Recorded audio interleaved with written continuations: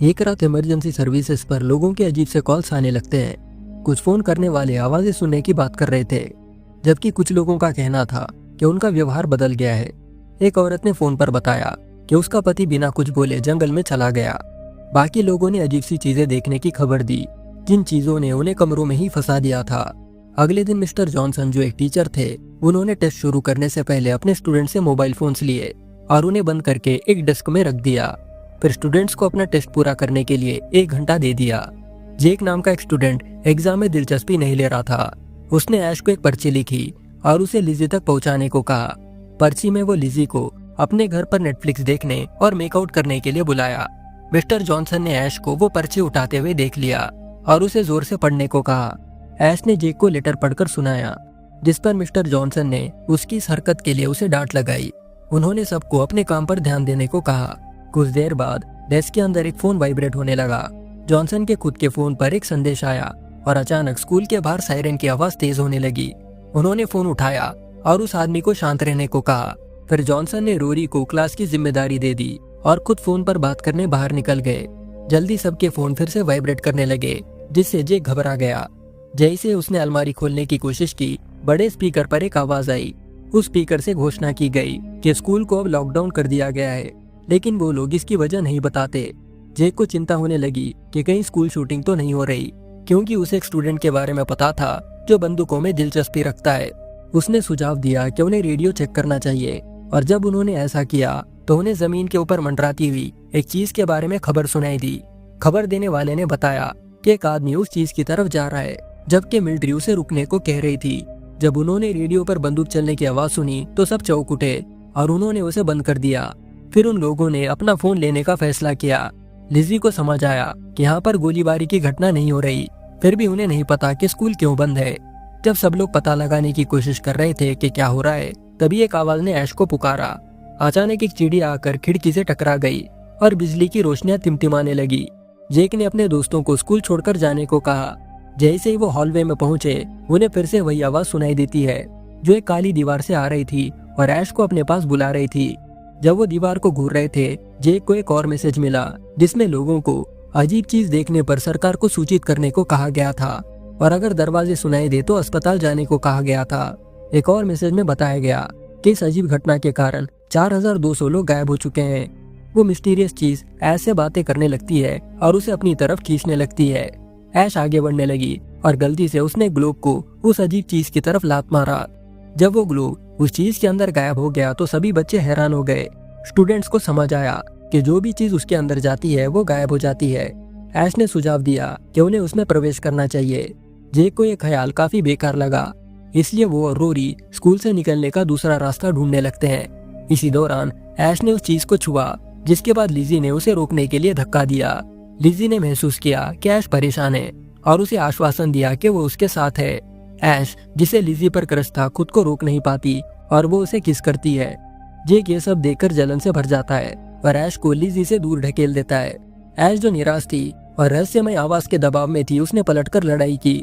इस गड़बड़ी में जेक गलती से रॉरी से टकराया, जिसके चलते उसका चश्मा नीचे गिर गया। लड़ाई तेज हो गई और उनमें से किसी एक ने रॉरी के चश्मे पर पैर रख दिया और वो टूट गया। जब जेक ने ऐश को जमीन पर देखा तो उसे एहसास हुआ कि उसने उसे चोट पहुंचाई है, इसलिए वो उसे तुरंत माफी मांगता है। जैसे उसने ऐश के पास जाने की कोशिश की, ऐश ने उसे लात मारकर हटा दिया। जेक लड़खड़ाते हुए पीछे गया, रॉरी से टकराया और दोनों अचानक उस काली दीवार से टकराने के बाद गायब हो गए। आवाज ने ऐश को कहा कि जो कुछ भी यहाँ पर हुआ उसके लिए वो खुद जिम्मेदार है। ऐश ने माफी मांगी और समझाया कि वो सिर्फ अपनी रक्षा कर रही थी। हालांकि लिजी ने उसकी माफी स्वीकार नहीं की। निराश होकर ऐश ने उस चीज के अंदर कदम रखने का फैसला किया। लिजी के रोने और मना करने के बावजूद वो अंदर चली गई। जैसे ही ऐश गायब हुई, लिजी ने दूसरे स्टूडेंट्स को पुकारा, लेकिन कोई जवाब नहीं मिला। फिर वो दीवार फैल गई और लिजी को भी अपने अंदर समा लिया, उसे भी साथ ले गई। हफ्तों बाद मार्टिन मिडनाइट, जो एक रेडियो होस्ट था जो पैरानॉर्मल चीजों के बारे में जानता था, उसने खबर दी कि वैज्ञानिकों ने उन अजीब चीजों को डोर्स कहना शुरू कर दिया। लाखों लोग उनसे गुजरने के बाद लापता हो चुके हैं, लेकिन कुछ वापस भी आए हैं। मिडनाइट ने खुलासा किया कि सरकार ने नौकर प्रोग्राम शुरू किया है, जिसमें वॉलंटियर्स को जांच करने के लिए डोर्स के अंदर जाने की अनुमति मिलती है। इन वॉलंटियर्स में से एक बेकी नाम की यंग औरत थी। अपने मिशन के इंतजार में बेकी समंदर के पास खड़ी थी। वो वहाँ पर लहरों को देख रही थी। उसने लहरों के बारे में कविता लिखी, ये जाहिर करते हुए कि लहरें किस तरह आजादी से बहती है, जैसा चाहे वैसा आकार ले सकती है।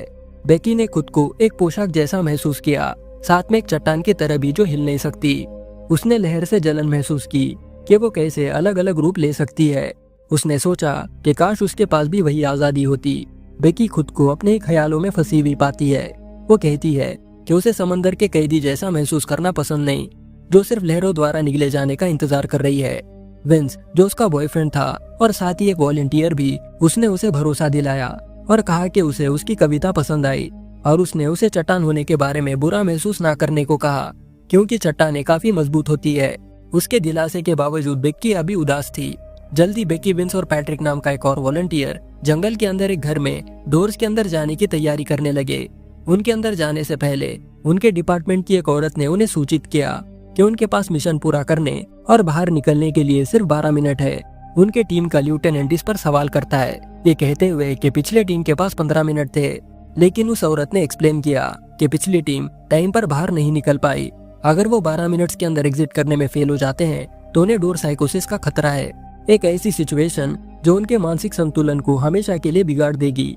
वो औरत जोर देती है कि नौकर्स के सिवा कोई भी लिविंग या नॉन लिविंग चीज उस डोर के अंदर नहीं जानी चाहिए। अगर उस डोर से कोई चीज बाहर आने की कोशिश करती है तो मिलिट्री उन्हें मार देगी। इसके साथ बेकी, विंस और पैट्रिक सेफ रहने के लिए स्पेस सूट्स पहनते हैं और घर में एंटर करते हैं।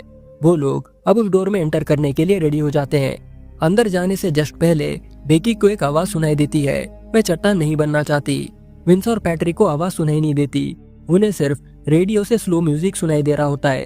अंदर जाकर बेकी रियलाइज करती है कि वो लोग अब सेम घर में नहीं है, वहाँ का वातावरण अलग था। फिर वो आगे 3 दरवाजे नोटिस करते हैं।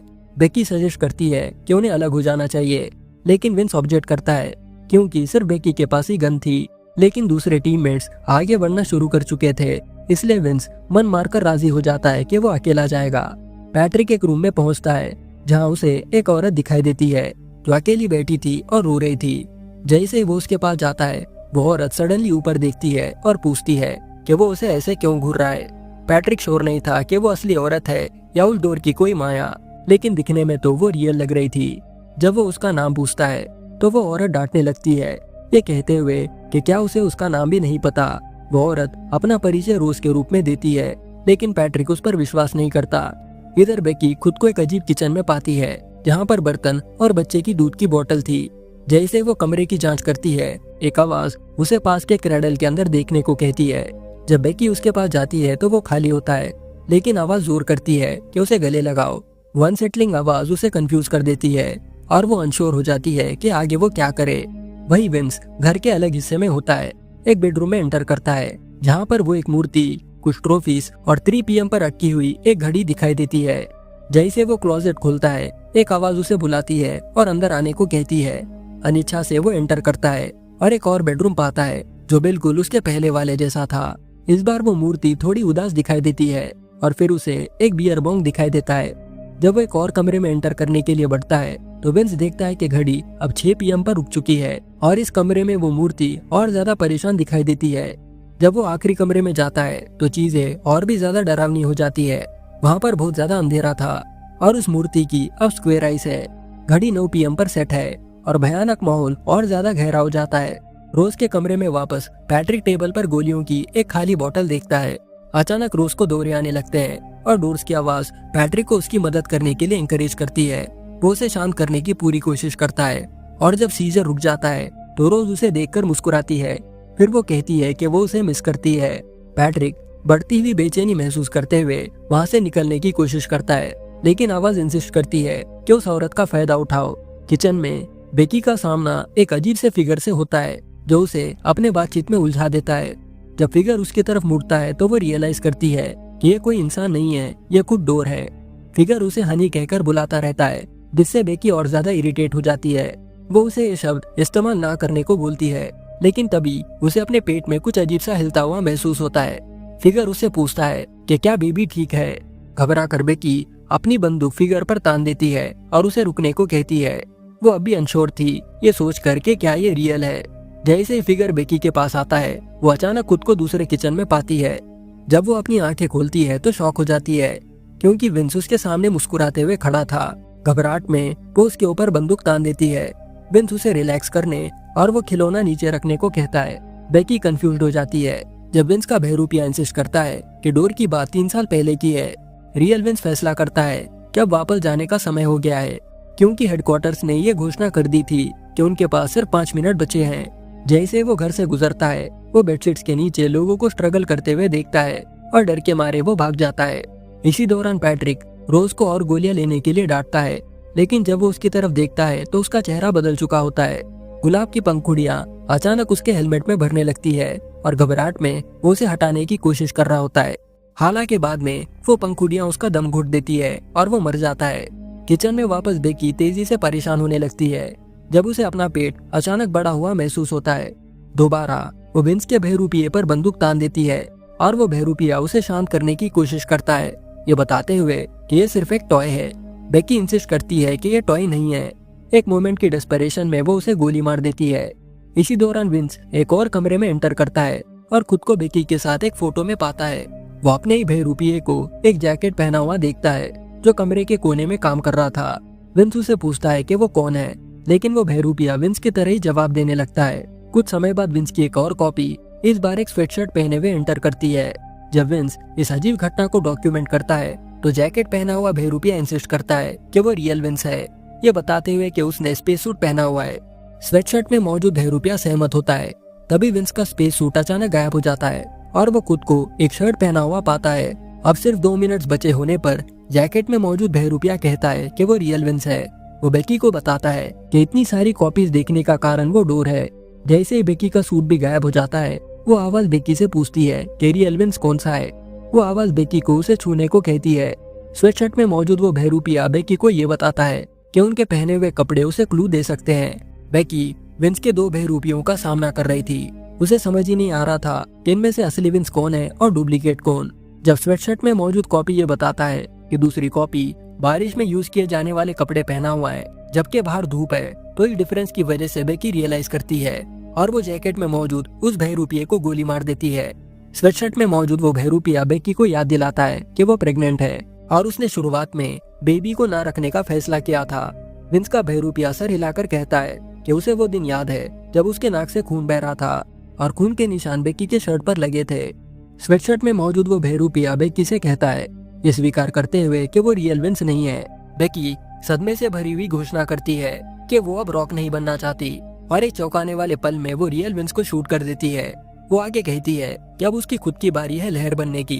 हफ्तों बाद मार्टिन मिडनाइट, जो एक रेडियो होस्ट था, वो रिपोर्ट करता है कि नौकर प्रोग्राम और उनका मिशन फेल हो गया है। सैटेलाइट्स और चिड़ियां आसमान से गिर रहे हैं और अजीब सा मौसम पृथ्वी पर छा रहा है।